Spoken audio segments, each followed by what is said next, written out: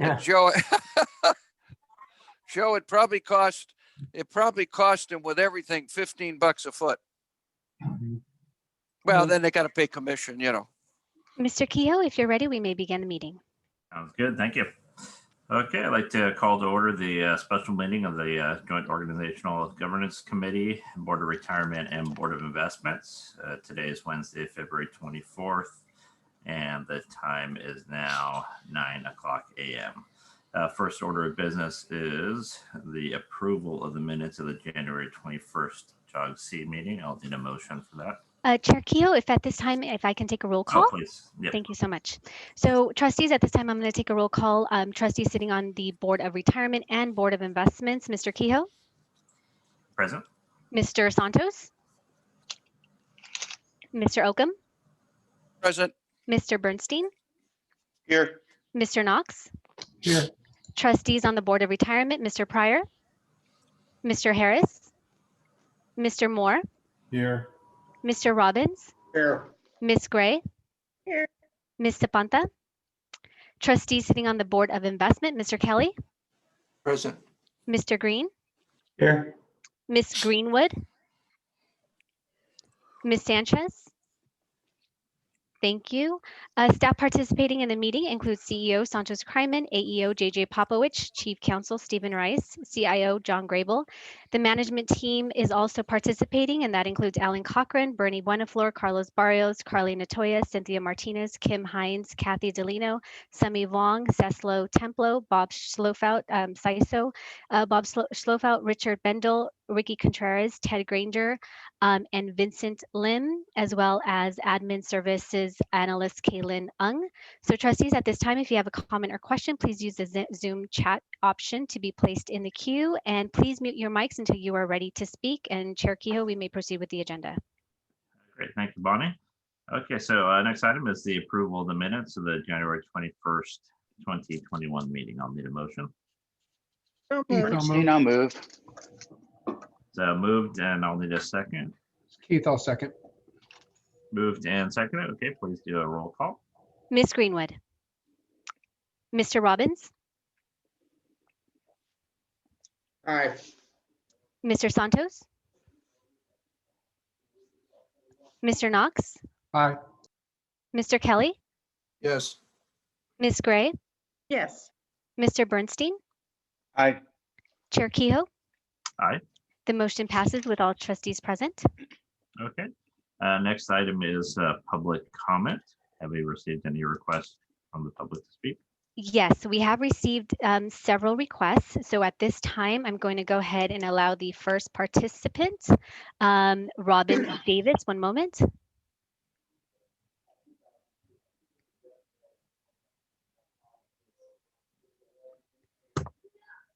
Ms. Davis, you have been admitted to the JOG-C meeting. You will have 3 minutes to address the committee.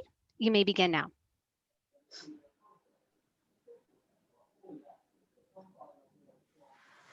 Ms. Davis, you can go ahead and click on *6 to unmute yourself, and you may begin your public comment.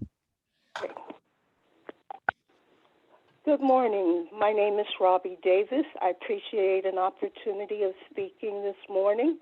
Number one, I want to say that I am a proud resident homeowner in the Crenshaw community. The Crenshaw community now housing the largest Black population in the state of California. We are here asking that you accept the Crenshaw community's bid to purchase the Baldwin Hills Crenshaw Plaza through Downtown Crenshaw Rising. Downtown Crenshaw Rising is the only organization that has come to us and asked to be vetted by us. They have provided information, education, but most of all, they have offered the opportunity for participation in the ownership of the Baldwin Hills Crenshaw Plaza. Just as we have not allowed white privileged gentrifiers to come and jump in front of us, neither will we allow blackface privileged gentrifiers to come and jump in front of us. We say that They do not represent us. And the reason we know they don't represent us is because they have not come to us. They have not introduced themselves to us. So black skin and no black within will not take precedence over our commitment to Downtown Crenshaw Rising, who has proven their commitment to us by being totally transparent, having absolutely open and inclusive meetings, constantly inviting this community, this Crenshaw community that has ownership already. That's why the Pan-African Film Festival happens in this community. It's because we are that entity. We are the existing community, and we expect to be here long after everyone else has come and attempted to overtake us, because right now we are in a fight to remain in place, and there's only one alternative. That is to win the fight. Just as we have a Democratic president sitting in the Oval Office for only one reason, angry black women. There's some of those here. We're offering you an opportunity this time to get it right. Please accept the community's bid for ownership of this mall under the auspices of Downtown Crenshaw Rising, the only organization that has presented themselves to you as committed to this community and nothing other than this community. Thank you, Ms. Davis. Again, I'm asking you to take a significant look at the fact that there's only one entity representing the black Okay, that's the Crenshaw. conclusion at 3 minutes. Thank you very much. Let's Thank go ahead you. and move along to the next. Thank you. I'm going to go ahead and admit Brandy Brown at this time. One moment. Ms. Brown, you have 3 minutes to address the committee. You can click on *6 to unmute yourself. So you may begin now.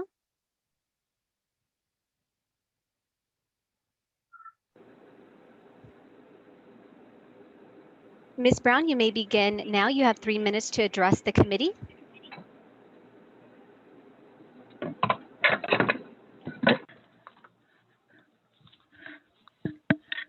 Ms. Hello? Brown, yes, you may address the committee. You will have 3 minutes starting now. Okay.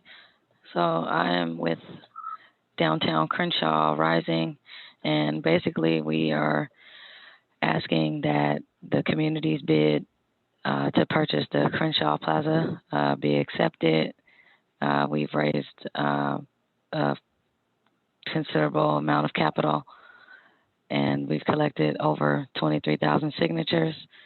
This is a coalition of over 300 community-based groups, neighborhoods, associations, civil rights organizations, elected officials, merchants, property owners, business leaders, and artists as well.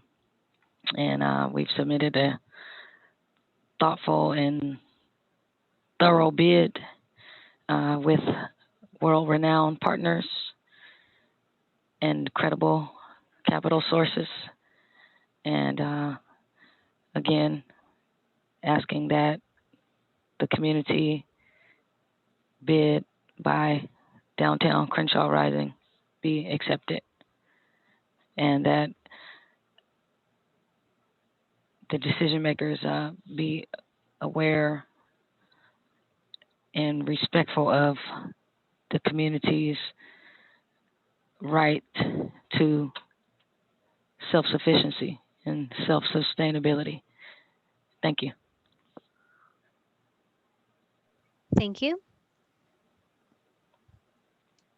Mr. Keogh, at this time, I'm going to go ahead and admit Michael Ginn. Yep.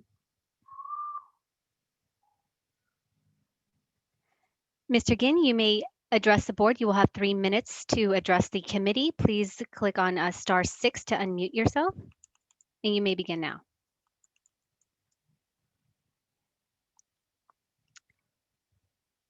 Mr. Ginn, can you please click on *6 to unmute yourself at this time. Okay, Chair Kehoe, oh, there he goes. Michael Ginn, you may address the committee. You will have 3 minutes starting now. Yes, good morning. Greetings and salutations to the illustrious board, visitors and members. My name is Michael A. Gwynn, and I'm a member and supporter of Downtown Crenshaw, and I'm also a member of LACERA of Investments Retiree section. We speak today with a specific ask that the Crenshaw community bid to purchase the Baldwin Hills Crenshaw Plaza through Downtown Crenshaw Rising at this time. Since its establishment in May of 2020, Downtown Crenshaw Rising has been the only group that has conducted an inclusive process of open meetings and expressed an intent of uniting the entire Crenshaw community. Our community is made of union members, many of whom belong to this pension fund, for I'm a member as well. We hold that the pensions of public money, public funds, the public trust should be used to protect and lift up the communities where those workers live, more especially the Crenshaw community.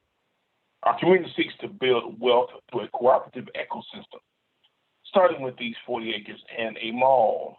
We've gathered more than 13,000 signatures. We're a coalition of over 300 community-based groups, neighborhood associations, civil rights organizations, elected officials, merchants, property owners, business leaders, and artists.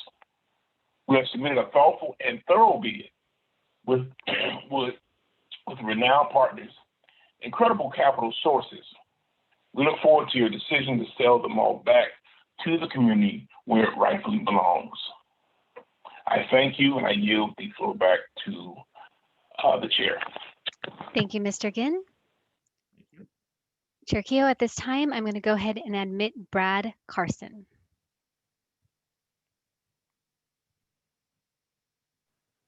Mr. Carson, you can go ahead and click on *6 to unmute yourself, and you will have 3 minutes to address the committee.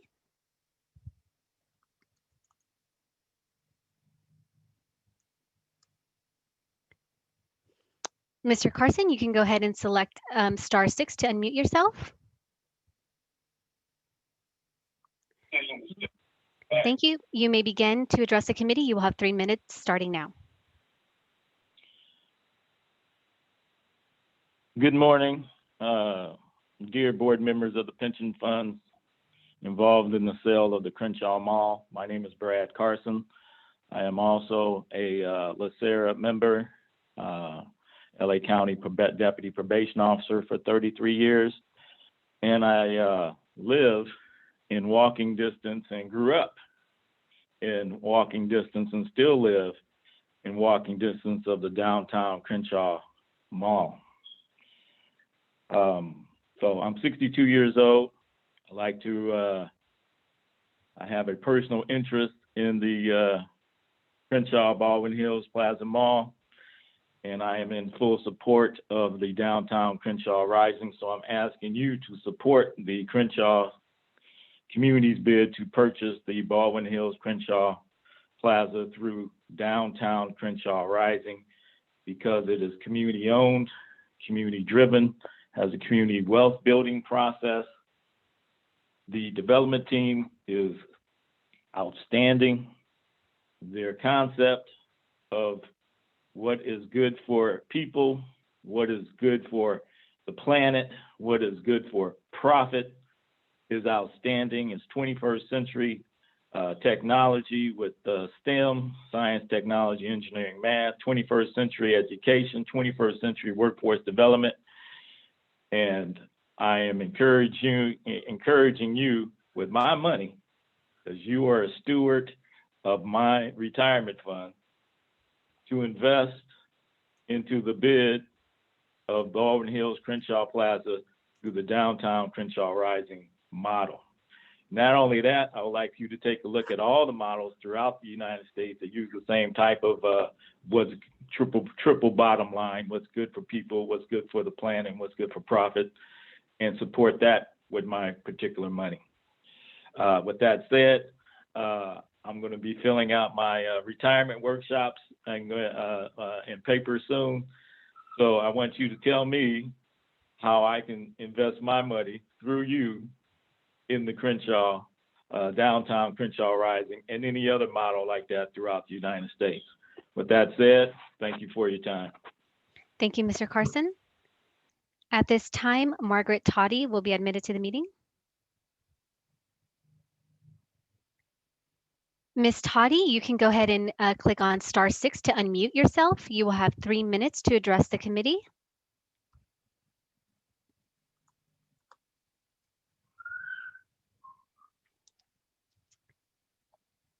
Ms. Toddy, if you can go ahead and unmute yourself by clicking on *6. You may Hello, address, this is- hello. You may address the Hi. committee now. Okay, thank you. Thank you, LACERA Board, for the opportunity to speak. My name is Margaret Toddy. I am here on behalf of Downtown Crenshaw. I am a local stakeholder, a native Angelino who is a homeowner in the area of Downtown Crenshaw, raising my daughters here. And my ask today is for the LACERA Board to consider supporting the sale of the Crenshaw Mall to Downtown Crenshaw. On November 3rd, 2020, LA County approved Measure J, which allocates 10% of the county's locally generated unrestricted funding to address racial injustice through community investment. The Downtown Crenshaw model of affordable housing and Black-owned business incubation reflects the goals set out by Measure J and gives the county an excellent path towards implementation. I ask that the LACERA Board recommend the sale of the Crenshaw Mall to Downtown Crenshaw. Also, that you research whether it is possible for LACERA to hold their interest as a long-term, slow-growth investment worthy of your annual report. Thank you for your time. Thank you, Ms. Toddy. At this time, we are going to go ahead and admit Jacqueline Taylor. One moment. Ms. Taylor, you can go ahead and select *6 to unmute yourself. You will have 3 minutes to address the committee, and you may begin now.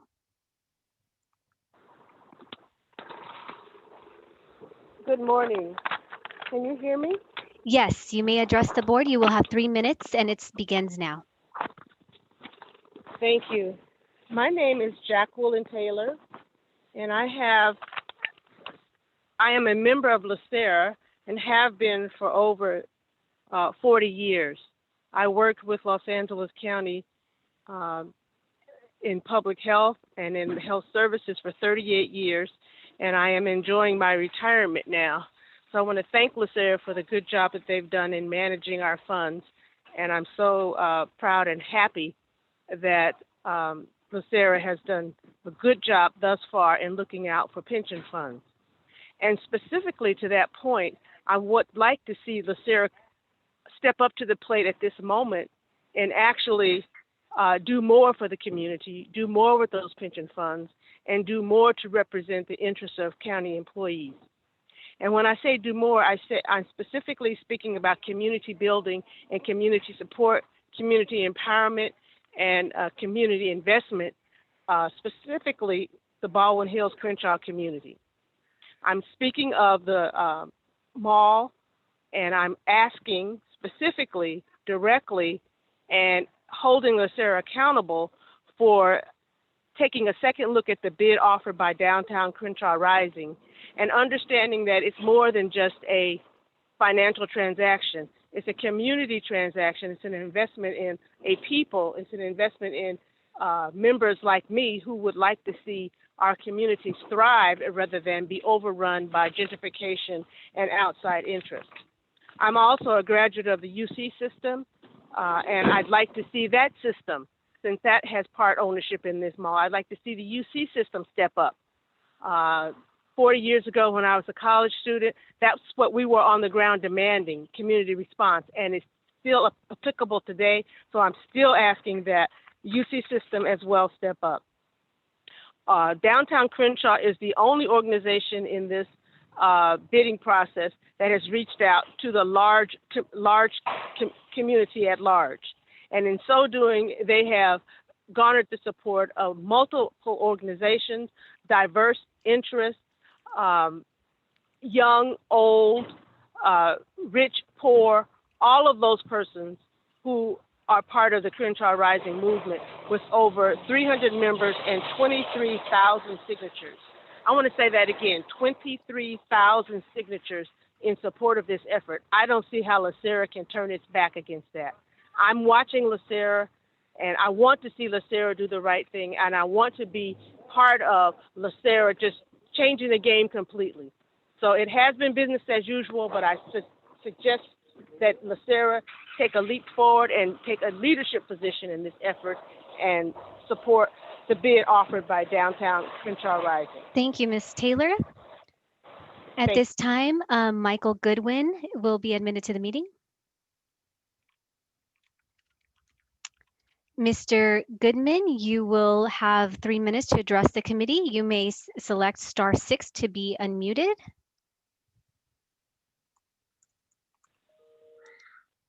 Hello, can you hear me? Yes, you may begin now. Board members, good morning.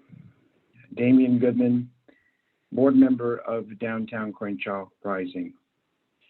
We met yet another impossible deadline by DWS Eastal and timely submitted our commercially viable offer to purchase the Crenshaw Mall on Friday. Allow me to make this point, board members. From Wednesday morning to the close of business Friday last week, we secured $14 million in philanthropic and non-extractive financing and another $19 to $36 million in strong letters of interest from our SRI and foundation partners who are backing this bid, the community bid. Some of those letters were added to the bid, and we are happy to share them with you. These dollars complement the capital stack that includes the institutional investors who are clamoring to be a part of this community-led, community-owned, community-driven project that is Downtown Crenshaw. I want to underscore the raise and strong letters of interest were secured in less than 72 hours, and it had to be done quietly. This is just the tip of the iceberg. This level of financial support and capital raise is quite literally unprecedented. It has never been done before, let alone by a nonprofit, and it reflects the credibility of our development team, the stability of our plan, the strength of our offer, and the power of this moment. The decision is now yours, LACERA, as the leader of the Capri Urban Investor Fund Advisory Committee, as to whether you will provide our Black community seeking self-determination and community ownership a plan for development and a developer who will uplift us and not uproot the Black and Brown community. You've given the other large and outside developers sprinkled with Black faces a chance, and they have failed epically. It has increased your headline risk. They have been unable to close. Give Downtown Crenshaw and the over 300 community groups and leaders and the over 23,000 who have signed the petition a chance. That is all we are asking for. Sell the Black community its Crenshaw Mall. We are the only team that can and will close this deal and provide for this fund a fulfillment of the principles of the UN principles for responsible investing. Kindly, respectfully, work with us and be on the right side of history. Thank you. Thank you, Mr. Goodman. Okay, the next 4 callers will be identifying themselves once admitted to the meeting.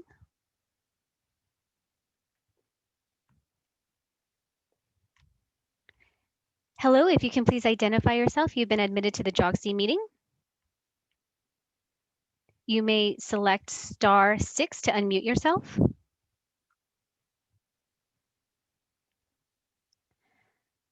Okay, at this time, we would request a written comment be sent. Thank you.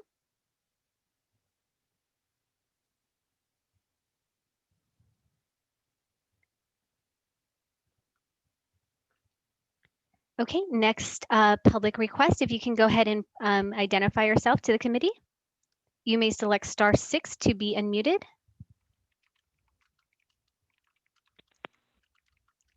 Thank you. Can you please identify yourself? This is Patrice Fisher. Thank you, I am a Patrice. You will have 3 minutes to address the committee, and you may begin now. Thank you. Thank you, Board. I am a community member for over 25 years. I am in complete support of Downtown Crenshaw Rising, supporting purchasing the mall. You have heard everything that I could say.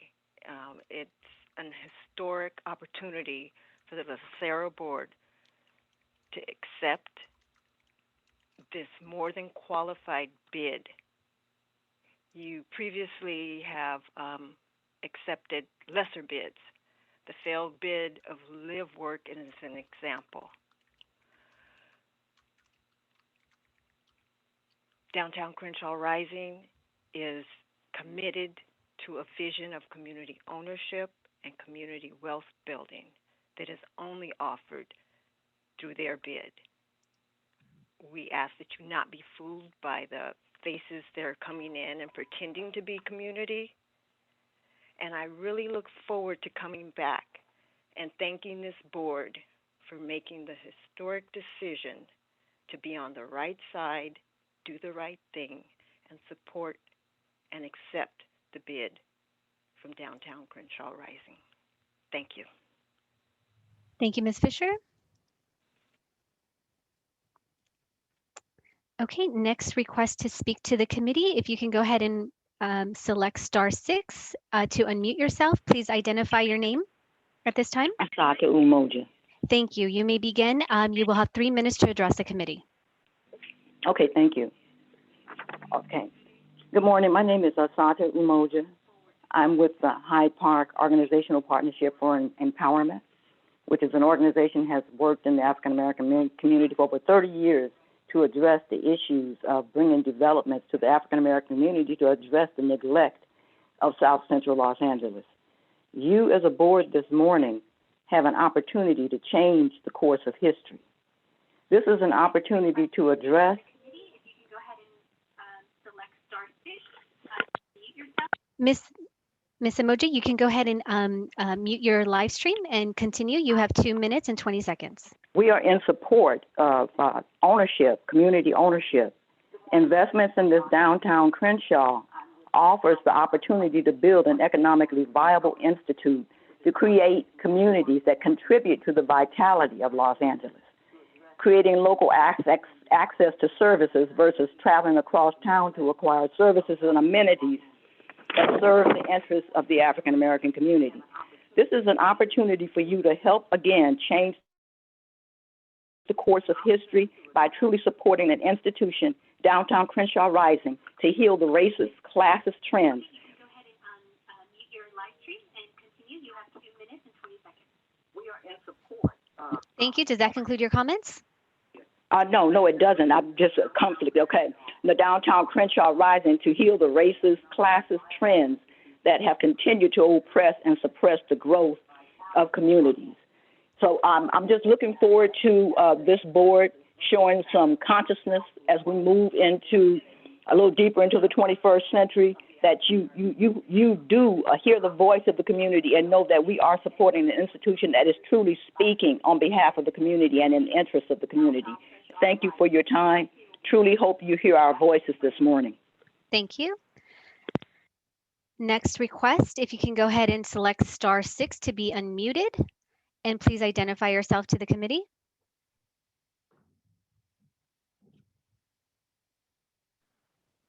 Okay, at this time, we request a written comment be submitted. Thank you for participating. Chair Kehoe, that concludes public comment. Thank you very much, and thank you for everybody that took an opportunity to speak today. We don't respond to the comments during this session, but they were all heard loud and clear from our board and staff. We're moving along to item 4, which is non-consent items. We have item A, which is a recommendation submitted by Kathy Delano regarding the input on the board and committee recording and online archives.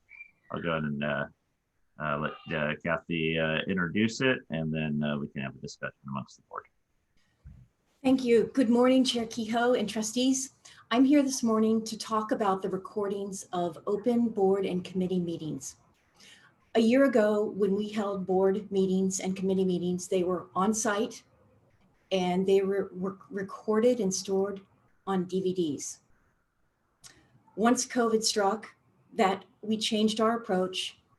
Today, our board and committee meetings are virtual, they are live streamed, and the recordings of these meetings are hosted. So we have established a website where the hosted recordings of these meetings can be shared with trustees and public record acts. So I have two goals this morning. We'd like to show you what that website looks like. And then we'd like to discuss next steps, possibly with you, and get guidance from the committee. So I'm going to turn the discussion over to Bonnie Noli, and she's going to show you the website and talk a little bit about it. Thank you, Kathy. So at this time, this is the view for the board and committee recordings. This site is a SharePoint site that would be used for trustees for reference, as well as our Public Request Act. And so legal office would be taking care of the Public Request Act and provide access to the recordings per their request. And so it's a very basic SharePoint site. On the left side panel here, you will have all of the board and committees. And you just click on the board or committee and you will have the recordings, the meeting recordings. And so once you click on it, it'll just go to the recordings and you can download the recordings or you can share the recordings as well. I won't go ahead and play for audio purposes, but it's a very basic SharePoint site and easy navigation as well. Okay. Great, thank you, Bonnie. So Bonnie will be sending out instructions on how to access that site after this meeting, but we want to talk also about next steps. We do have technology that we can use to share our archives publicly. And so we need to get guidance from the committee on if we should do that. And I want to talk about a couple of options for it. So we are in the process of redesigning LACERA.com. I'm sure you're familiar with that project. Cynthia Martinez did a presentation on what the new website looks like. That's a good opportunity to share the archives. We can embed those archives in LACERA.com. So anyone visiting the website could also access those recordings. That approach is used by CalSTRS. They have their live stream on their website and they also have their archives. A different approach is taken by CalPERS. They have their live stream on their website and then they use a YouTube channel to publicize all of their archives. Some of the smaller retirement associations only do live stream. They don't publish any archived meeting recordings. So some examples are Sacramento County, San Bernardino County, Contra Costa, Kern County, or in Orange County. All of those only do live stream at this time. So so now I think I'll turn it over to you, Chair Kehoe, so you guys can talk about it and give us some guidance. Thank you. If you have questions, please put yourself in the queue. I'll have questions as well. I'll comment after Mr. Kelly. And you're on mute there. Myself. Okay, thank you. Good morning, everyone. Kathy, you wrote in your memo under background, the meeting recordings were recorded on DVDs and were available to the public through a PRA request. I thought that the DVDs were available only for a limited period of time until staff constituted the minutes and then they were destroyed.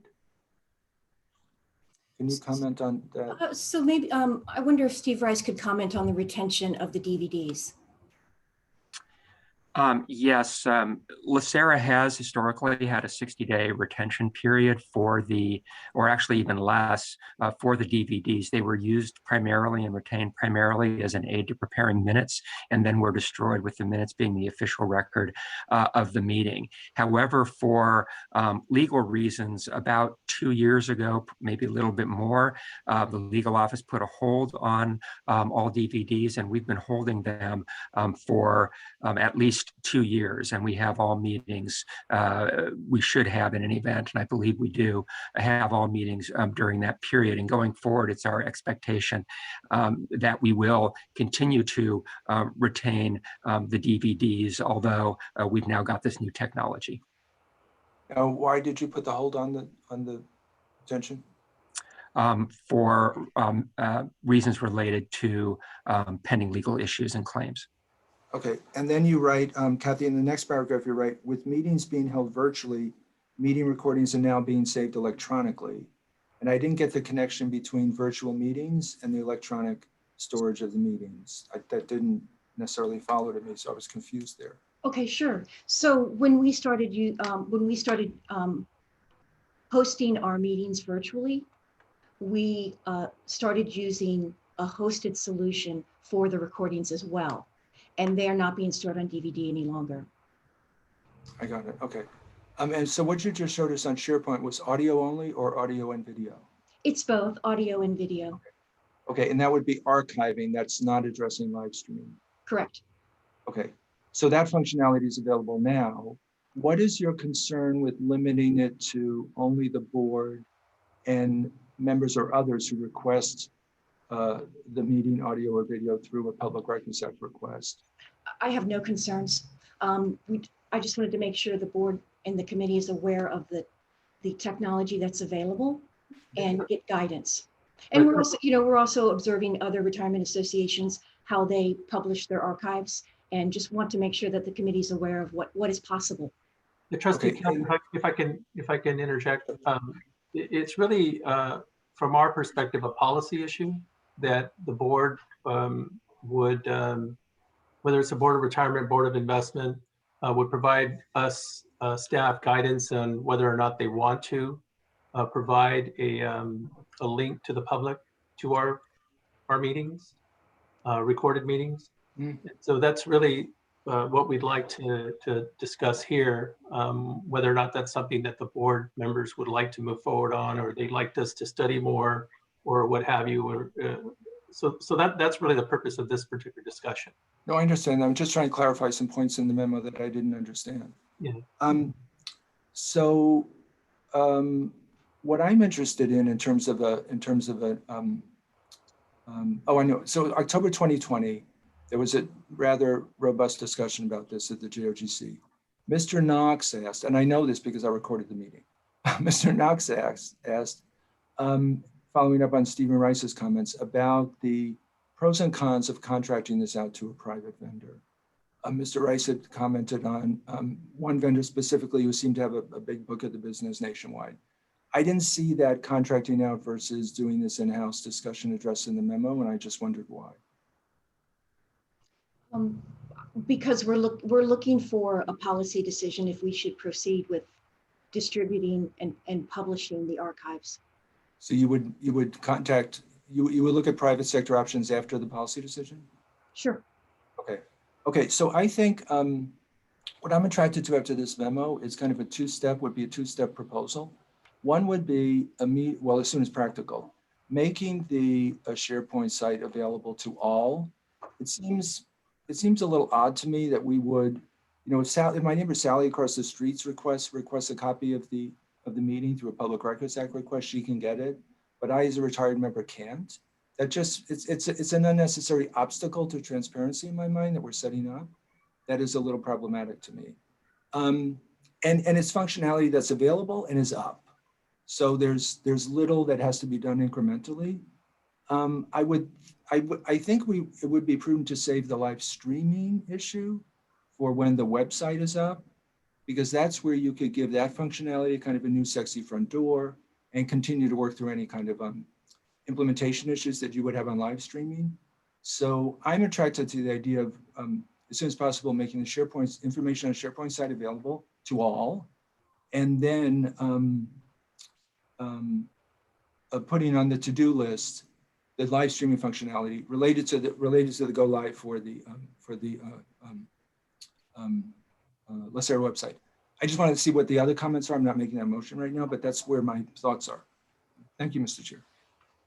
Thank you, Mr. Knox. Thank you. Yeah, I remain supportive of putting the video and the meeting transcripts and everything online. It needs to be easy. It needs to be simple. I mean, we had a number of members just call in during public comment. Some were on the internet, some were using the phone, and obviously not everybody engages LACERA the same way. I was also just going to point out, I was sent an email this morning by our legislative team here at the county. There's an Assembly Bill 339 that, if passed, will require all Brown Act meetings to have both call-in and internet-based service options, closed captioning services for teleconference meetings, a physical site where members of the public can provide public comments, and then agendas and instructions for accessing the meeting must be translated into all languages for which 5% of the LA County's population is a speaker. So yeah, I think that COVID certainly advanced some of the interest in being able to attend meetings virtually. I just think we're going to need to have something that's flexible, that can be adaptable, that we can add to as things get added over time about different languages and closed captioning. So I readily endorse anything we can do to make it easier. Thank you. Thank you, Ms. Gray. Thank you. Mr. Knox basically answered my question, and my question was going to be, how did the County Board of Supervisors does it? How do they do it? And I know that we are not, quote, a county department, but, is it appropriate to mirror ourselves, our board meetings, et cetera, the same way that the county does? That was my first question, and Mr. Knox pretty much answered that. And my second question was, how flexible is this new system going to be, to afford changes to keep us up to date with how other systems actually go ahead and are transparent to the community? Thank you. Mr. Bernstein, you're next. Thank you. Kathy, thank you for the update. Bonnie, thank you for the presentation. I have been a fan of Sunshine for several years, so I'm pleased with anything that increases our transparency, which makes the comment I'm about to make a little bit surprising for me. I'm not inclined to be supportive of video recordings being archived. I think we should all choose our words carefully and be prepared to have them out there indefinitely, but particularly in a situation where many of us are calling in from home. I don't love the idea of documenting our video recordings. I just think that we should be preserving the record as an oral record, if possible. And I will say, I'm not clear about the legal concerns around that. Mr. Rice made reference to a legal decision to keep our records longer. I've been here that whole time and I was unaware of that actually until now. So there may be legal issues, and I'm certainly encouraging us to comply with the law, but I would rather we avoid retaining a visual record of the trustees, particularly when we're meeting from private locations. Mr. Santos. Yes, thank you, Mr. Chair. To quote Steve Valenzuela, some of you may remember him, sunshine is the best disinfectant. And I think that's really important. I'm in favor of disclosure. I do hear you, Mr. Bernstein, with regards to some privacy issues, with regards to us working from home. I'm sure the staff can figure that out. But again, I'm in favor of full disclosure. Thank you. Thank you. My comments are this. I think this is long since overdue. I think I would like to see a complete staff workup of this. I think that we need both a draft policy for internal measures, as well as information on how this is going to proceed in both live stream and archiving. I think that it's the concept itself, although I respect the technology elements, but the concept itself is pretty simple to put down in writing. There's a spot on the website where you would have access to both BOR and BOI videos and archives, and it should not be MP4s that you could download and alter and do stuff with. It should be live. It should be the embedded video that you can watch and link to. Ideally, we should get to the point where we can even link to specific agenda items. So when you click on the agenda item, you can watch just that specific portion. And that would be for the archive. And then for live streaming, we should definitely have the live stream access on the website here, as well as when we eventually return back to the boardroom. So I think what I would like to do is make a motion to staff to or direction, one of the two, to staff to come back to this committee at the next committee meeting with a draft staff policy on how that's going to be accomplished for both boards, in addition to the action plan on getting both the embedded videos and the live streaming, and a timeline, realistic timeline, and bring that back to the JOGC for discussion. And the next step after that would be to submit that to both boards for formal adoption. I second that. Mr. Keogh, can I make a quick comment? It's Will. Yes, of course, Will. Hey, I don't want to sound like a broken record here, but I don't understand how this is a JOGC issue. The Board of Retirement has sole discretion over administrative matters. To me, one of those primary administrative matters is the permanent retention of public records and how our meetings are archived. I don't see that being within the 37 Act purview of the Board of Investments.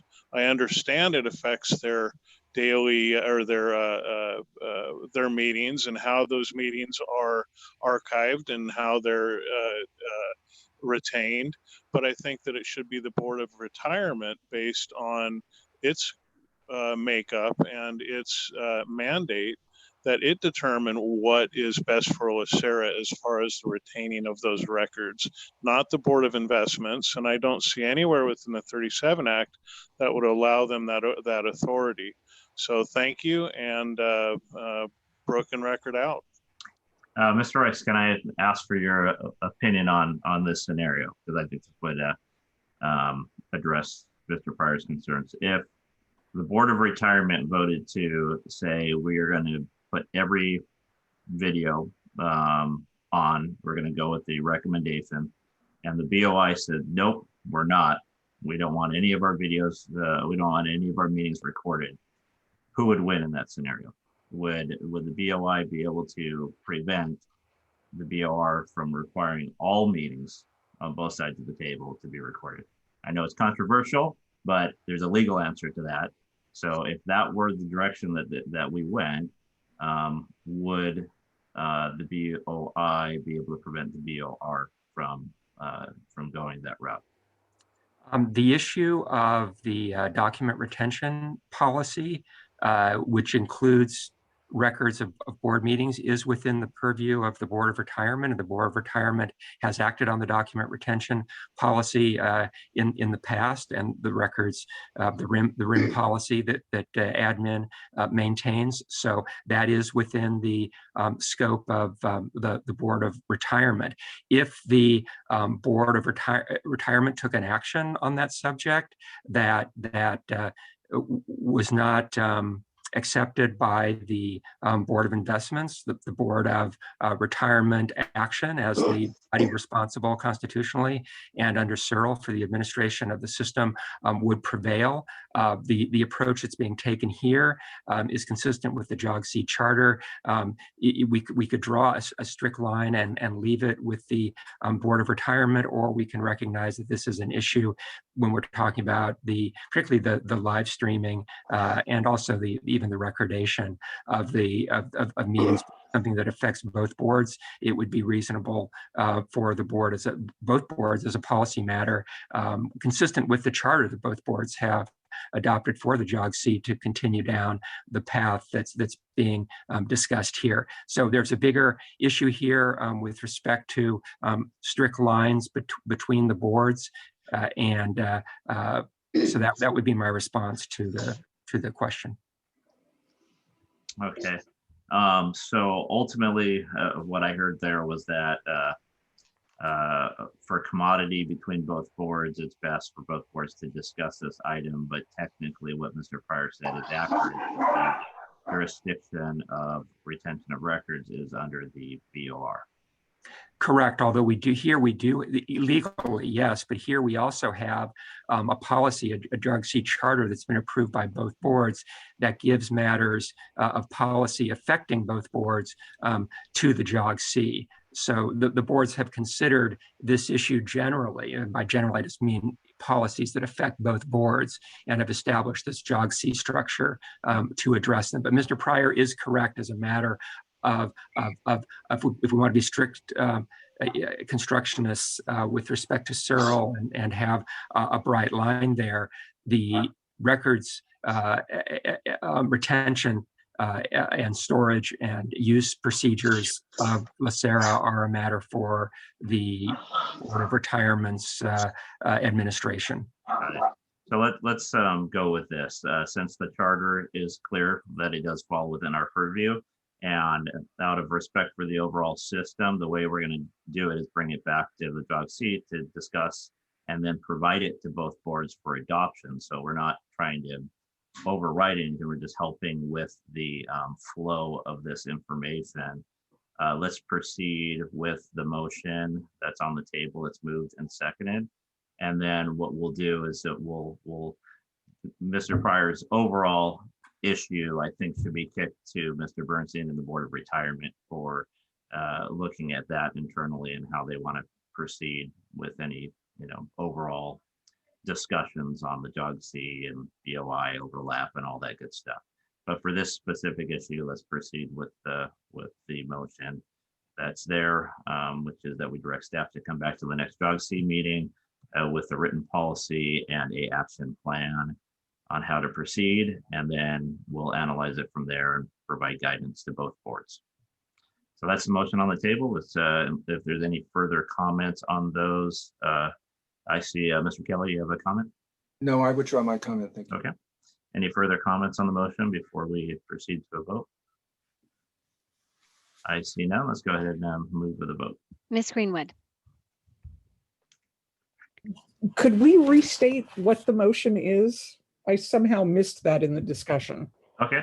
The motion is to direct staff to return to the JOGC at the next JOGC meeting with a draft policy on video, both the live streaming and archiving, and a action plan on how to do both live streaming and archiving. Perfect. Yes. Thank you. Mr. Robbins?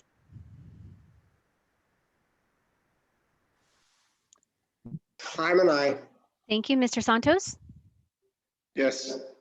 Mr. Knox? Yes. Mr. Kelly? Yes. Ms. Gray? Yes. Mr. Bernstein? Aye. Chair Kehoe? Aye. The motion passes unanimously. Okay. Thank you very much. That moves on to item B, which is a recommendation by Kim Hines regarding the committee's review of the 21-22 budget development process timeline. And I will pass it on to Ms. Hines. Good morning, Chair Kehoe and members of the committee. Today, I wanted to just provide you a brief overview and timeline of the budget preparation process as we lead up to the budget adoption. Keep in mind that some of the activities and steps that we normally do may not have happened this year because of our shifting priorities related to the COVID-19 pandemic. So by law, we are required to adopt the budget by June 30th, before the next fiscal year begins. In order to accomplish that, we start off by planning. So the biggest part of our planning normally includes an offsite type meeting in which the management team gets together, discusses the mission, the vision, reconfirms our commitment to what we're trying to achieve as an organization. We also talk about accomplishments, we talk about challenges, goals, and strategies. So that happens usually in October. And then during the month of October and November, the managers spend time developing their budget requests and formulating their budget materials. So after that, during December, the budget team meets with the managers to discuss the requests. Over the years, this meeting has evolved.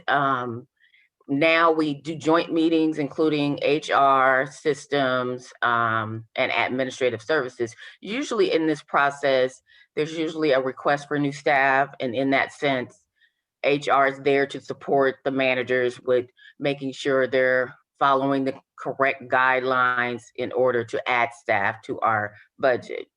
Also, usually a request includes technology. And so systems is there to support the manager with determining what they need in order to achieve that goal related to that technology item.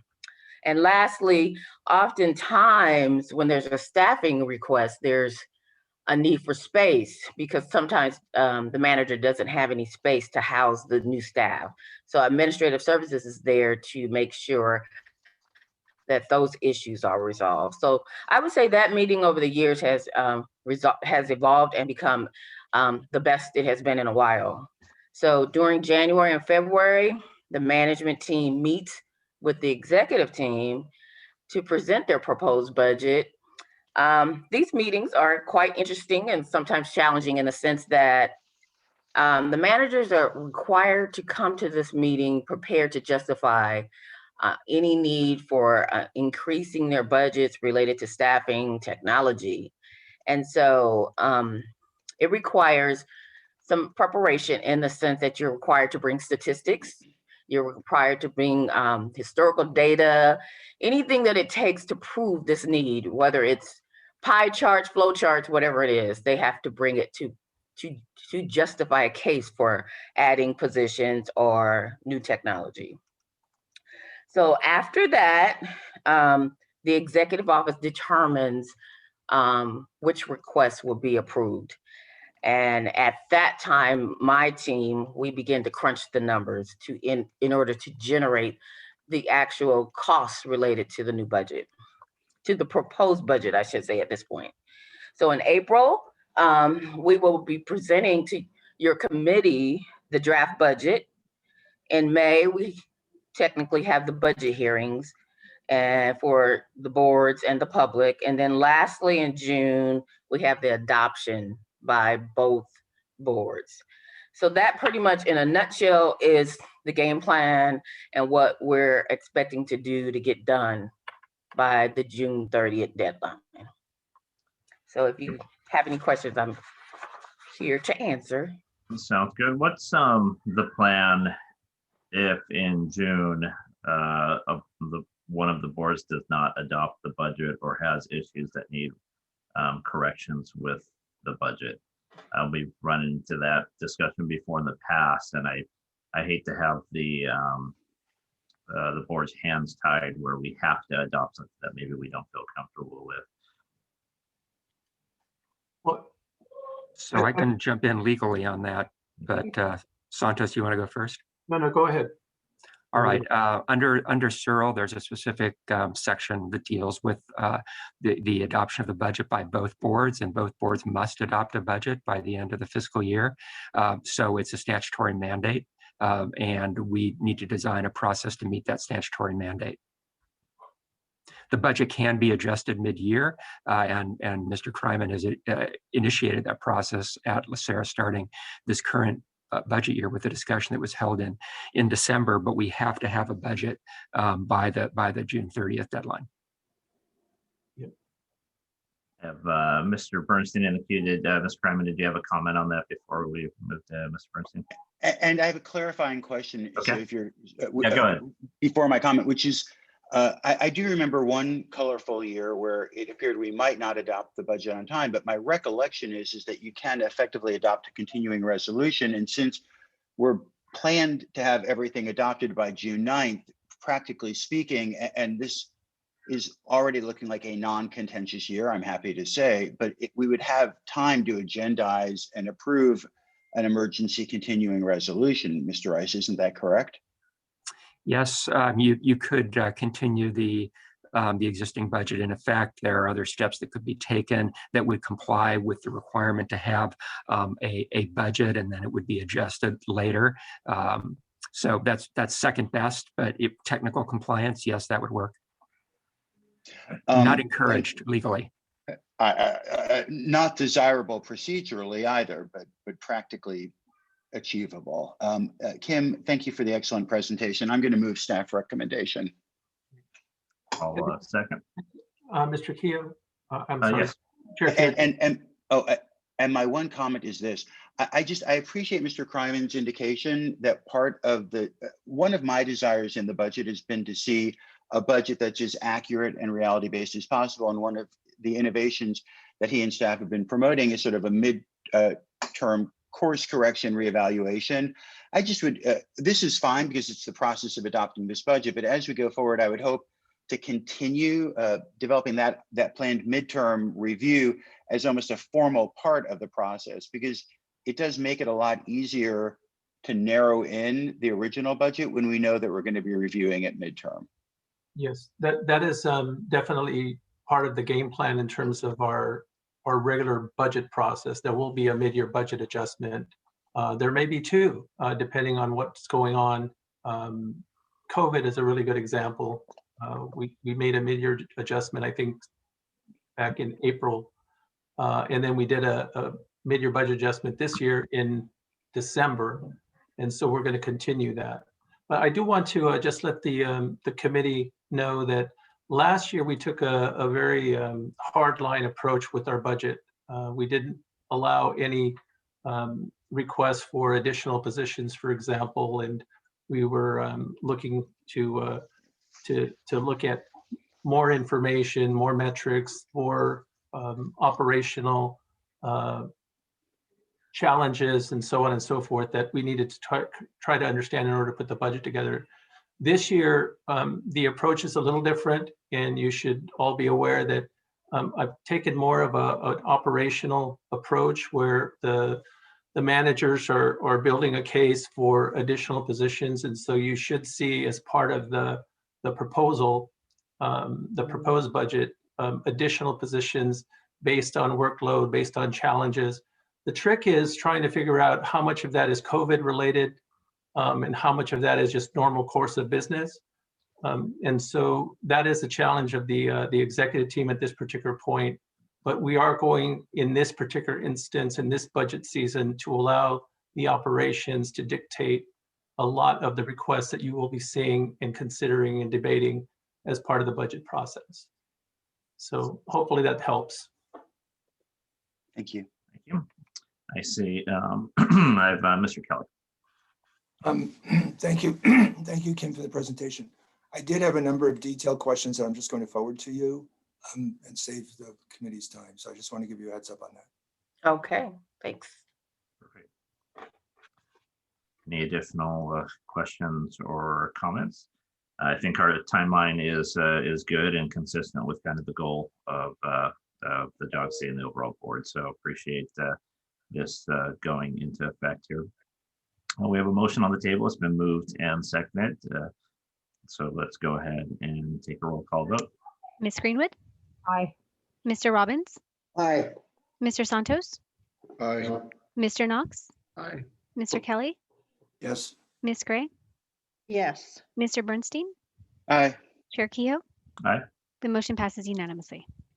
Thank you. That brings us to our next item, which is item C, which is the discussion of our 2021 calendar agenda and schedule.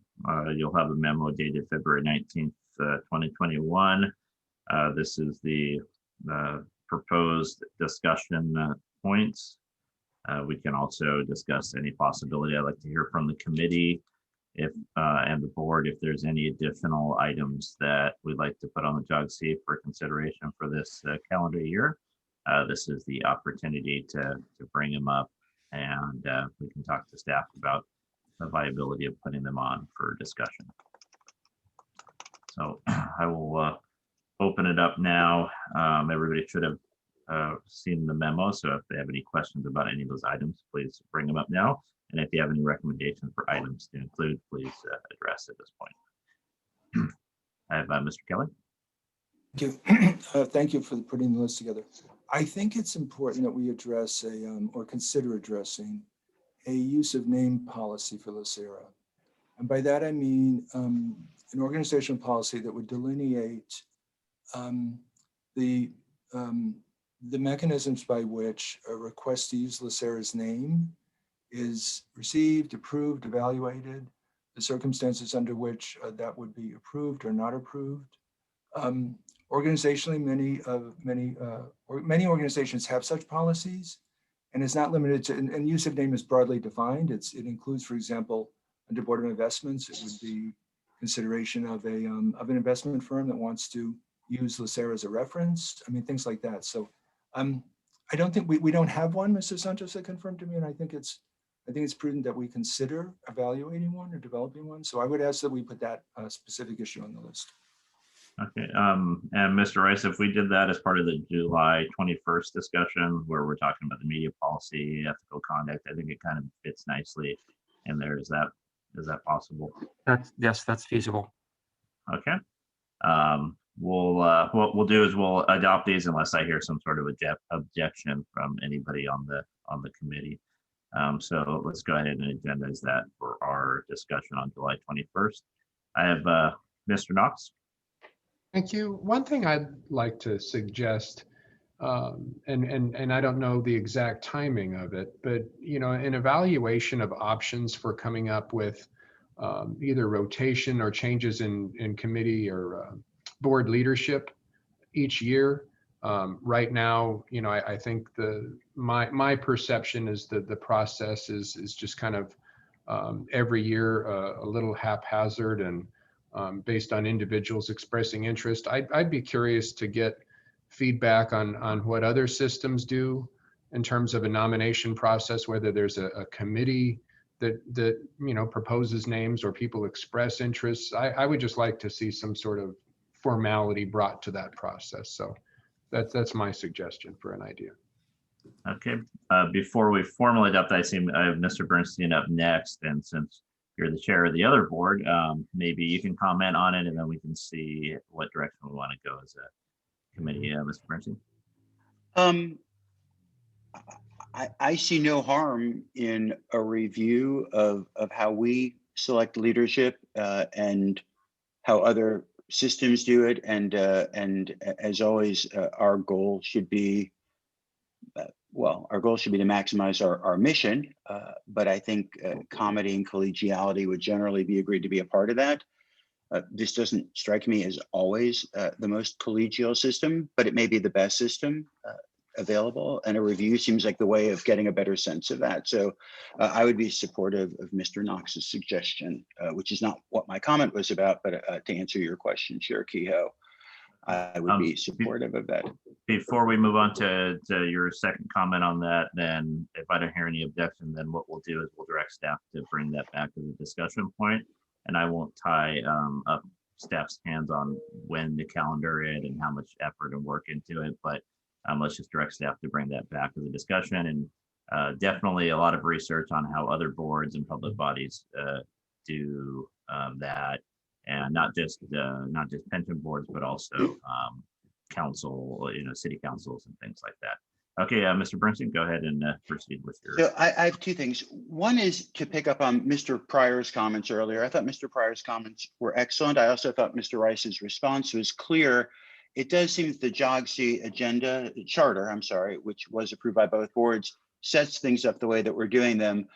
But as chair of the Board of Retirement, I've certainly heard comments of the Board of Retirement about concerns about clarifying our areas of unique responsibility. So I actually don't know that we need jog seat permission for this. It may not be actually something to agendize here, but I would encourage that item to go back to the Board of Retirement. If the Board of Retirement has a desire to review her authorities, his authorities, their authorities, I think we might want to do that. I thought Mr. Pryor's comments were very interesting, and he certainly has substantial tenure here, and I take his comments seriously. In terms of my request for an item to consider, I remain frustrated that LACERA has shown greater concern and action for the healthcare of people who are working for our investments than we have for our own trustees. And I understand that there are legal challenges around the idea of ensuring that trustees who work for LACERA and who travel for LACERA are covered by health coverage. I think we need to figure out how we can resolve that. And I also, since I'm opening up that hornet or kicking that hornet's nest, I remain confused that we dropped our examination of our responsibility to our appointed and non-employed trustees under the idea that we don't get hired, that there is no hiring entity. I'm aware of no judicial review of that. That just seems to be a legal opinion that has sort of led to everything being log jammed. And I think we ought to address it and correct it. I would note, I serve on both boards. We just unanimously approved definitions of responsibility that make my position a full-time position. And there is a lack of equity in how we treat. And I make no secret about this. I'm a privileged person. I can afford to volunteer my time to the county via LACERA, and it's an honor to do that. But I do not like the fact that basically the people who are appointed to this job need to have independent sources of independence in order to do this volunteering. And I think we should examine that and we should correct it. Thank you. So I'm going to let Mr. Rice respond to that because I know that that's a topic of discussion for the jog seat. And then after Mr. Rice comments, I have Mr. Kelly followed by Ms. Gray. The staff memo that was Ms. presented on the appointed trustee as employee issue was vetted by fiduciary counsel at the time. However, there have been some legal developments. There was a Court of Appeal opinion in the Uber litigation that the Supreme Court did not accept review on, and it is now out there as good law that would not necessarily change the conclusion of that memo, but would potentially change some of the analysis.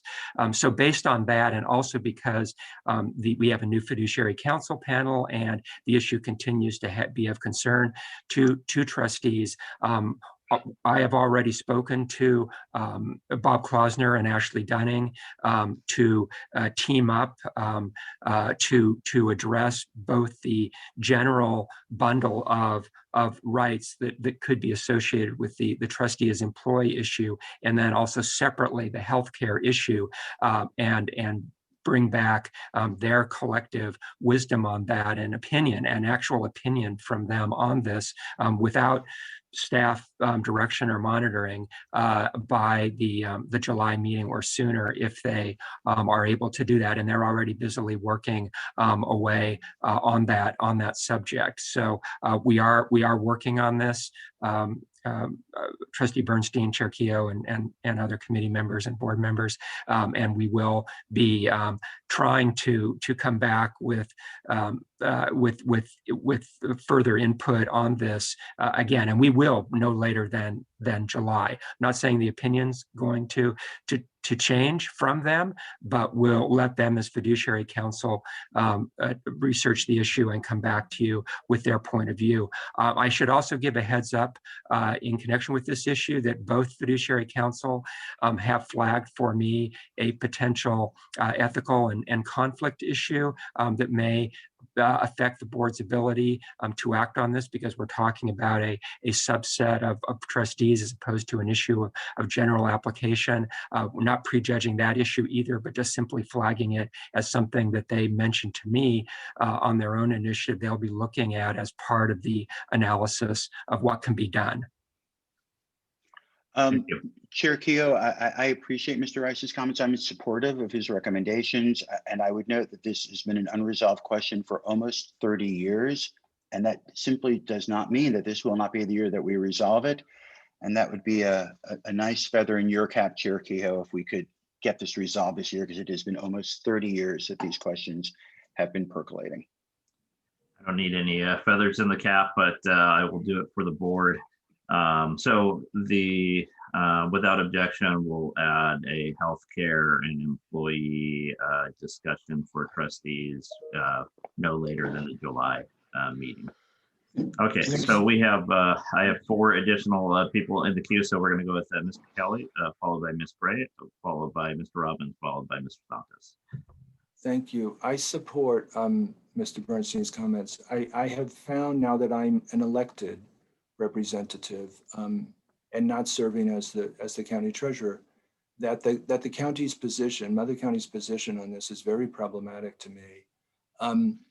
Particularly when I learned, although they considered me not to be an employee, and the reason for that, quite frankly, is just simplicity purposes. The reason they did not consider me an employee, but yet I occupy a position on the county's item control, which was very problematic, and that really runs counter to their you are not an employee position, and I think it's related to one of my concerns here, not only just healthcare but also FICA, and the county does not want to open the can of worms about having people on item control for whom it pays FICA. You know what? We need to address it. So I'm in full support of Mr. Bernstein's request that this be considered. Thank you. That moves on to Ms. Gray.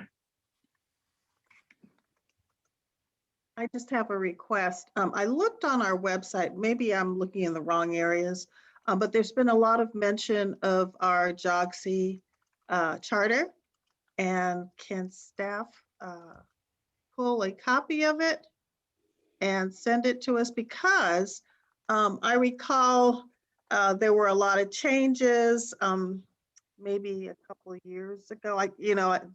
The terms kind of run into each other, and I've been on JOGC since the beginning. So I'd like to see a current copy of our charter, just for reference, and we all should have a copy of it and read it. So I'd like that. But the charter was last. I'm sorry. I was just going to say that's direct step to go ahead and do that, and then also send the link. I believe that there is a board resources link that should have all the current charters for all of the material. So if we can send that out as well. Thank you so much. Maybe my research is not that great, so a link would be great. Perfect. Okay, I have Mr. Robbins.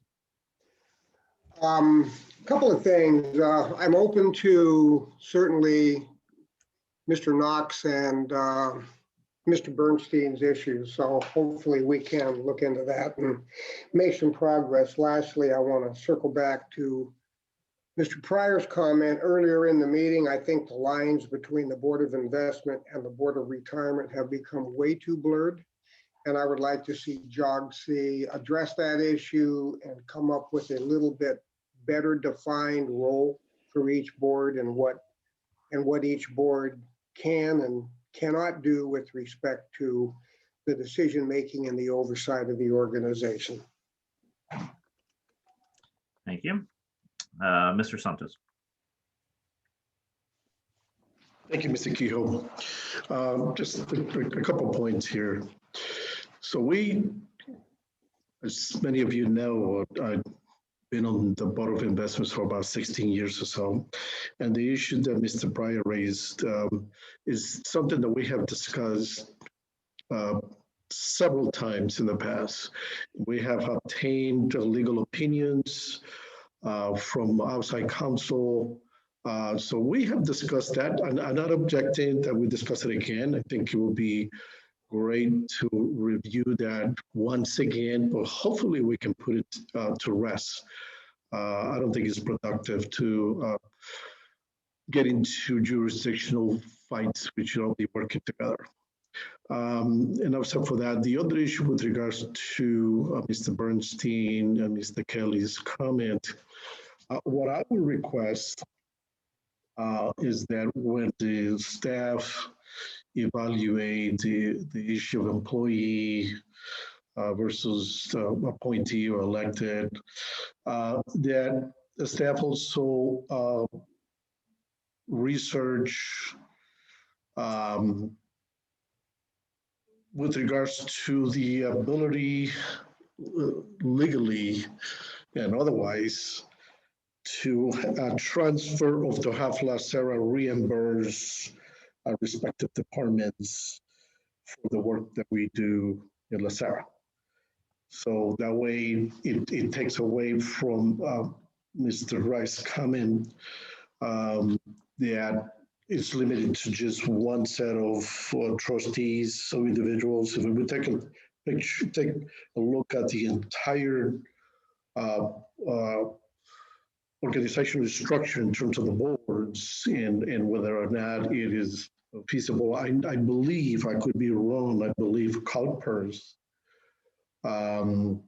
does reimburse or takes over the payroll for the trustees who are elected.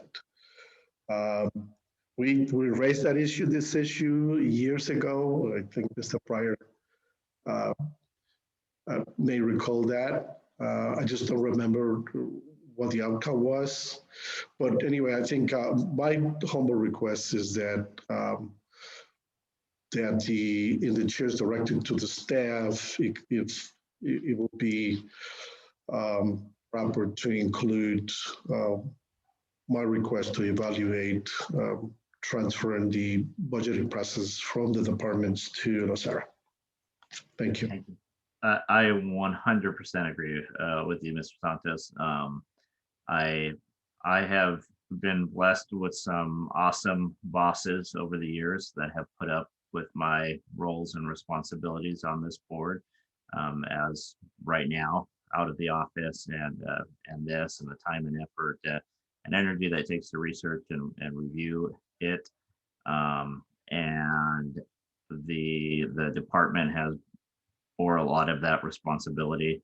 And I do think that it would make all of our lives easier, us that are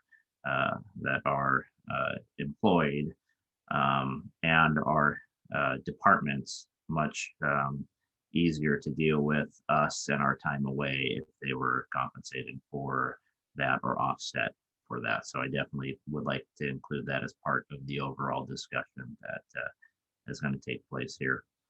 And in regards to the jurisdictional issues, I don't believe that that is something that JOGC should technically take up. So unless I hear an objection, we're gonna pass that on. Mr. Bernstein's here. He has heard the comments, and we'll pass that on to the Board of Retirement to have internal discussions and how they want to proceed with the jurisdictional issues. Okay, so I have 3 items on here just to summarize, and we'll include these as the staff review items. But first, we'll add a use of name discussion no later than July, or preferably on the July meeting. We will have a discussion regarding the chair and officer rotations, and no specific date on that.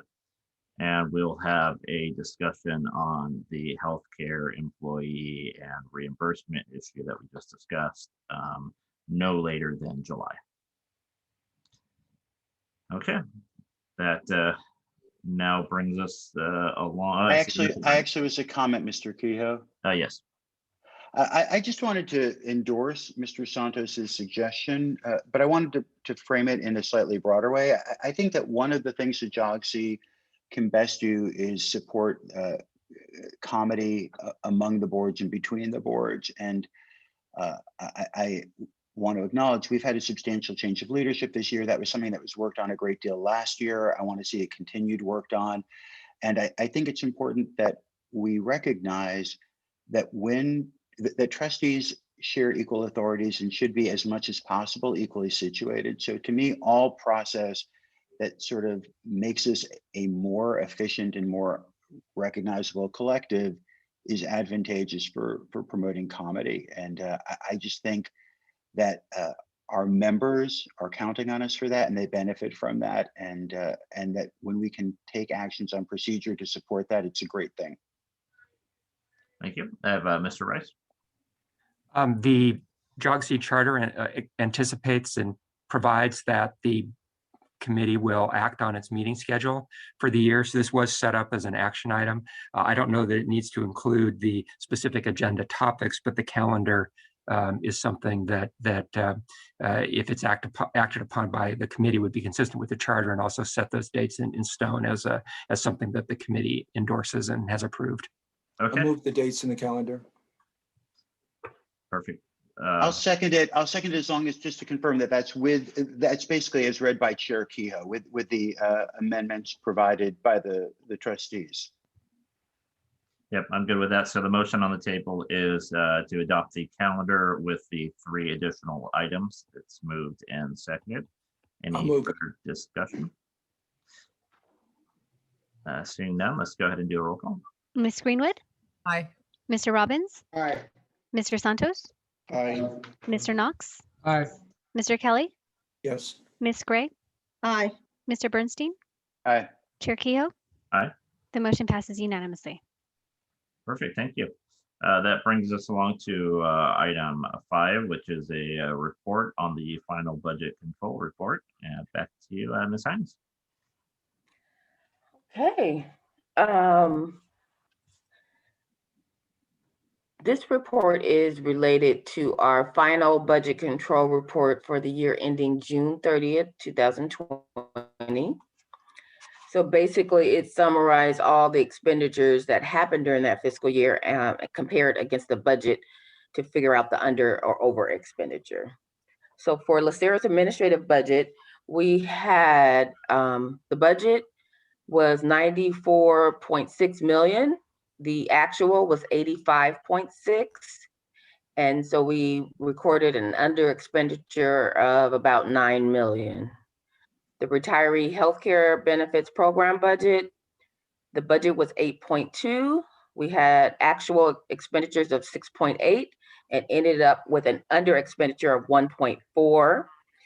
For our other post-employment benefit, OPEB, we had actual budget of $255,793.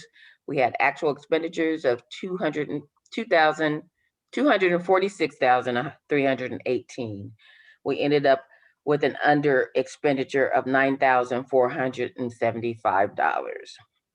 Most of our under expenditure for this year relates to shifting priorities related to COVID. So there were things that we didn't actually do because we moved to implement things for COVID. The report also includes a lot of specific details related to line items, related to the variances in the accompanying pages. And then lastly, your whole management team is here to answer any questions you may have related to any of the divisional expenses. So I'm open to any questions.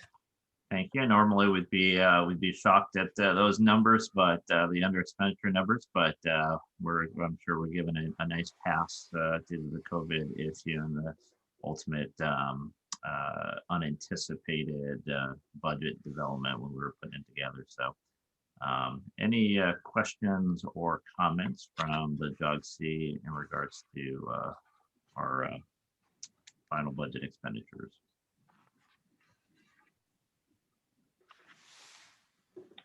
I see none. Thank you very much for the hard work on this, as always, and looking forward to the budget process this year. Okay, this brings us to the report on staff items for staff review. Bonnie, you actually, since we adopted those 3 items, I don't think we need to say that they're items for staff review. So do we? That is correct. So as part of the recommendation, the only outstanding item is for the BOR to work with staff to bring back the topic of BOR authority and jurisdiction. Perfect, thank you. Okay, that brings us to good of the order. Let's go ahead and do a roll call for everybody. Sure. So starting with the JOGC committee members, Ms. Greenwood. Yes. Any comments for good of the order? Oh, sorry. No, I hope you all have a lovely day. Thank you. Mr. Robbins. That's okay. I'll come back to you, Mr. Robbins. Mr. Santos? Just thank you. Just a quick comment. There was an article in the LA Times this morning that there is a California variant of the virus that allegedly is more infectious and deadly. And it also might be resistant to the current vaccines that are on the market. That certainly calls for continued vigilance, especially those who already have been vaccinated. And that is some of my friends who have been vaccinated, they feel liberated and more power to them. But they let the guards down a little bit, and that is dangerous. So heads up. Thank you. Thank you, Mr. Santos. Mr. Knox? Nothing for me. Thank you. Mr. Kelly? I share Mr. Santos's concerns about COVID. I think we should all be careful not to let our respective guards down so soon, as many do. And I also just want to continue to thank and acknowledge all those on the front line who continue to do so much to keep us all safe. They've done a really tremendous, outstanding job. Have a good day. Thank you, Mr. Kelly. Ms. Gray? Thank you. I just want to thank staff for all the work that you've done. You know, for me, it's always a challenge to read through how we prepare the budget, what's next. I didn't realize that by law, there were certain things that had to be done until Ms. Hines actually went over the process. Maybe she's done it before, but this time it really sunk in. And I know all of the managers have a lot to do. And poor Mr. Kryman, you really have a lot to do because you have to review all of those metrics. And I know that's what you like. So I really appreciate all that staff does. Thank you so much. This is information that the JOGC really needs to look at. It's part of what we do on this committee. So thank you very much. Thank you, Ms. Gray. Mr. Bernstein? I thought it was a great meeting. Thank you all very much. Thank you, Mr. Oakham. Well, the thing I can say is looking at these numbers, we got to be proud of what the staff accomplished this last year. I mean, there's a savings of somewhere around over about $10.5 million. And I think that's outstanding.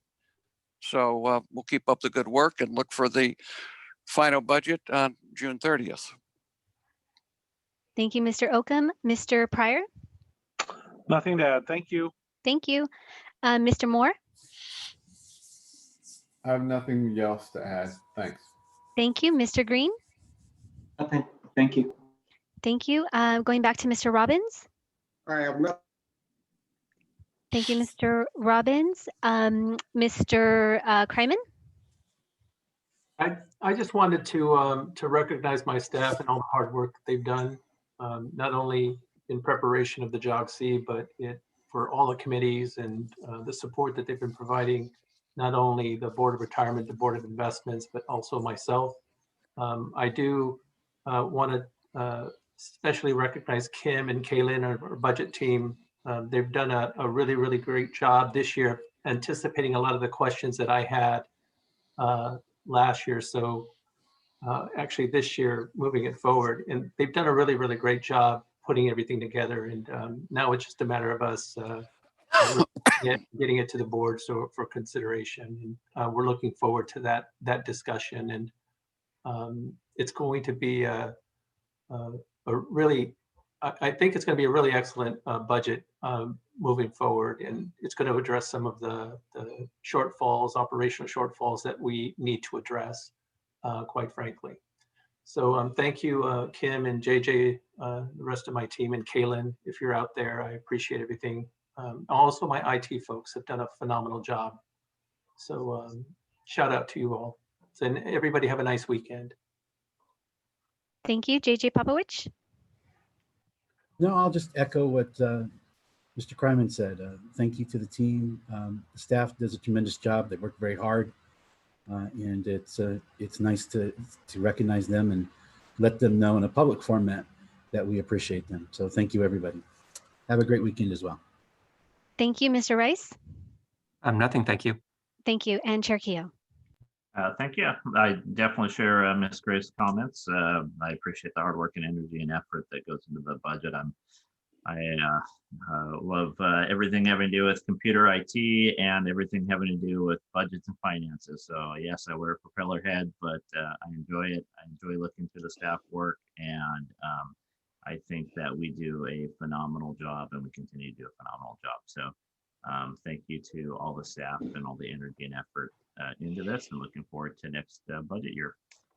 I'll take a motion for adjournment. Mr.